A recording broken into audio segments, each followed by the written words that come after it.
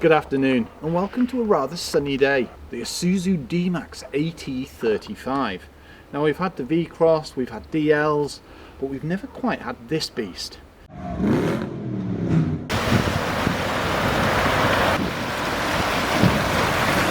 However, last year we did go in two V-Crosses and an AT35, which gave me a window into how capable this was. When you look into the development and what actually goes into one of these, then you'll understand why. Now you start with an Isuzu D-Max and then it gets the Arctic Trucks treatment. Everything has been tweaked. The chassis, the suspension, the wheels, pretty much everything. Mind you, it still retains the original 1.9 engine. It's not the most cost-effective solution for a D-Max. They start at around 23,000 plus VAT. This, 49,000 plus VAT. Is it worth it? Oh yes. The one thing I did notice yesterday is we didn't scrape or bottom out on anything. You can guarantee whenever we go off-roading in D-Max, there's one point where we'll hear it scuff the floor. But this, no. Mind you, it's not surprising with uprated shocks and springs. And the Bilstein, the way that the AT35 offers an experience that's perfect on, say, a road and a motorway, but also makes it so you can travel faster over ridgy, rocky, whatever terrains, it's nothing short of sorcery, to be honest. Because you would expect when you're going down roads that it'd be waving all over the shop, and it isn't. It feels nice and grounded. And then you combine that with ladder frame chassis and all the characteristics that you want in a proper off-roader. Safety and convenience wise, well, it's fully loaded. Automatic lights, rain sensing wipers, collision detection, AEB, also parking sensors. Not the kind of thing that you used to see. The slope of the bonnet makes it really easy to look out of. And also the addition of that light bar at the top. I mean, these aren't bad lights, but that is mind-blowing. And that's it, you can accessorize the front as well. So you could put, say, laser lights in here. Now what makes the AT35 really stand out is these massive arches. I mean, they house 35-inch tyres. It's only a 17 in the centre, but because of all the rubber, it looks pretty big. And they're 10-inch wide. BF Goodrich, and if you're wondering where 35 comes from, it's because of the tyre size. Now Arctic Trucks have gone to a heck of a lot of trouble to make this as raw as it possibly can be.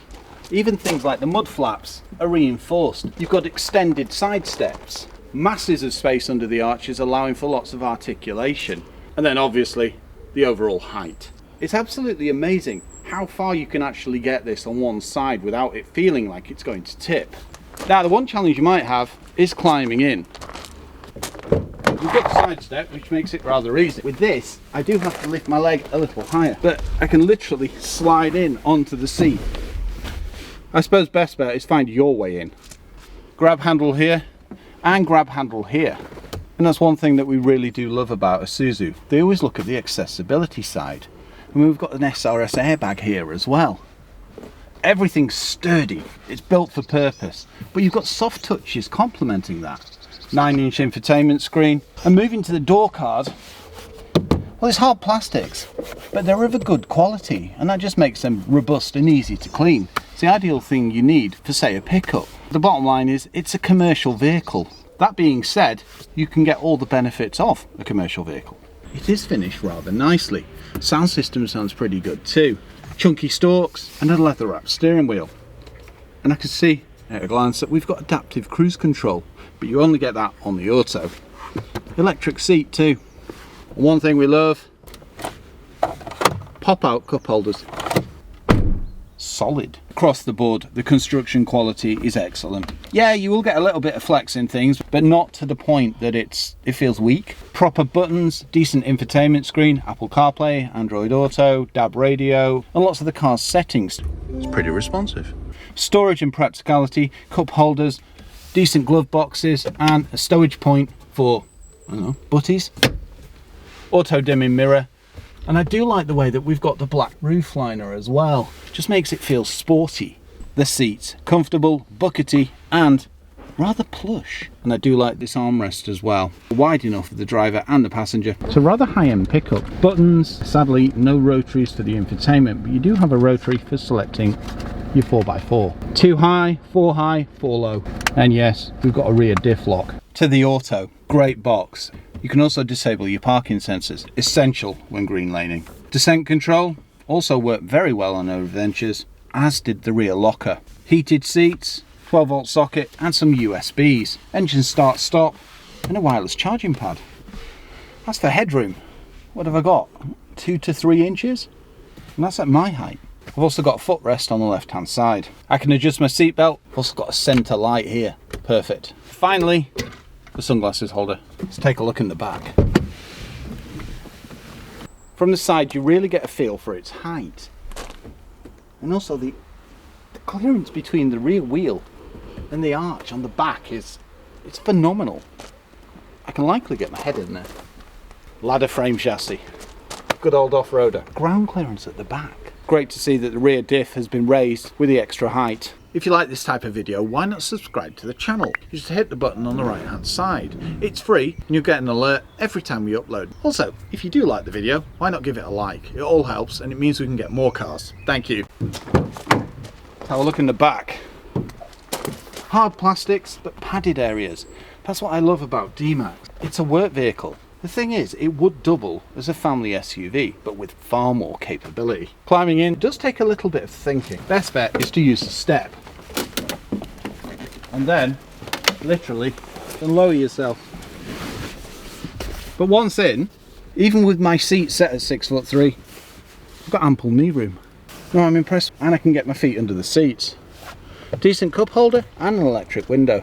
And another grab handle. It does stand rather tall. I can never get over how much space I have in the back of an Isuzu D-Max when it comes to headroom. 6'3", what's that, about an inch? And I'm sat comfortably. The other thing is, this isn't too far upright. And I've got a pull down centre armrest with cup holders. It's comfortable, they're not as buckety as the front, but they are supportive and they're finished rather nicely too. And they match the front, always a bonus. Coat hook here, matte pockets, and a USB charger, storage point, and you've got some rear vents too. It's a really great passenger experience. Let's take a look at the rear. I almost forgot. If you pull this up, then this is where you stow things like your inflation kit and any tools. Now this will tow 3.5 tons. It'll also carry a ton on the bed, but not simultaneously. You can also accessorise sport bars, roll top covers, any number of truckman tops. You can pretty much make this whatever you need. You can even turn it into base camp. Now that's a D-Max to behold. Drop in the tailgate, soft opening, and this will hold 200 kilos, so I can sit on it and eat my butties and put my cup of tea there. We've got an interesting lid on this, but because it's AT35 it makes perfect sense. And you'll see that it's insulated around here. So it's perfect for chucking your camera gear, bags, whatever, whilst you go on your expedition. We've also got a boot liner that I've taken full advantage of with chucking gravel in the back. And it makes it just easier to clean. Also doesn't damage the paintwork. Tethering hooks. Now it's not the lightest tailgate, but that comes with the territory, but the strut does help it. Now practicality is built into every facet of this pickup. For example, this step, sturdy, and you can even stand on this bit if you need to get a little higher. Parking sensors front and rear, and you've got a reversing camera. I'm also fond of the styling on the rear lights. Compared to other pickups, this also locks on the key, so you don't have to use the key. Let's take a look under the bonnet. Oh yes, keyless entry, I forgot. The release is here. Also, you have the release of the petrol cap. To release, push left. Now, even at my height, I have to extend. Well, that's interesting. I didn't have to push it as high as I thought. That's clever. So Annabelle could do this at a push. The good old 1.9 turbo diesel. Fantastic pulling machine. I think it's about 165 PS. And to be honest, it does everything it needs. And that's the one reason that the Arctic trucks haven't gone for a bigger engine. Because, well, it suits all requirements. Nice and straightforward to work on, and you can see where you top up your fluids. I do like that chunky battery. Before we shut the bonnet, this is where your air intake is. So essentially, you could ride up to, say, that height, which gives it a wading depth that's quite incredible.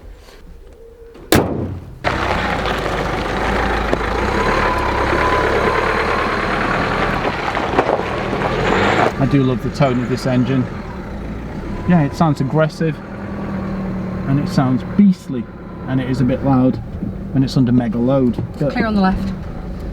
It kind of comes with the territory with a pickup. Pretty quick considering its size. Decent power with the auto box. It's an experience like you wouldn't expect, to be honest, because I always thought off-roading you want a manual, but everybody we've spoken to, including seasoned farmers who tow a lot, go off-roading all the time, prefer the auto. Its ride height, it does handle far better than you can give it credit for.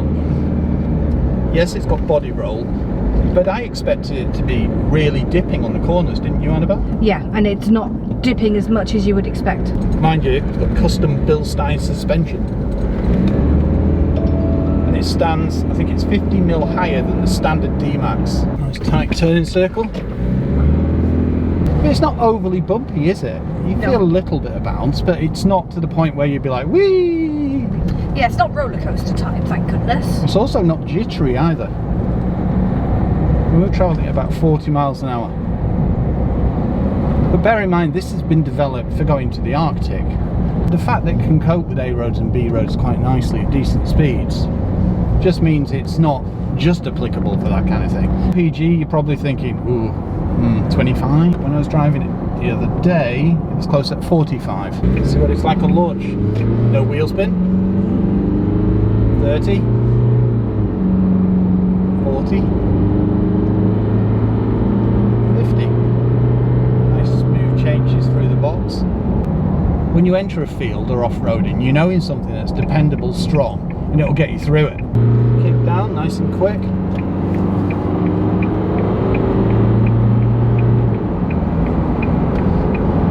Yeah, motorway speeds, it's not blowing around. It feels as sure-footed as it can at this height.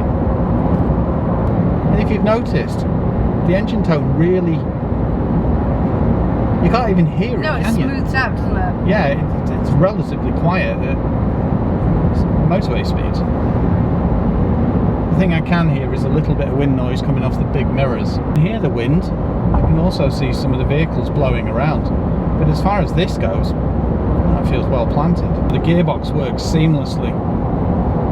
When we started going up that hill then, you could tell that it needed to drop a gear, but it didn't do it violently. It's a nice smooth transition. Well, there you have it, the AT35. If you'd like to know more, why not check out our off-roading and road trip? Then you'll see how truly capable this beast is. Thanks for watching.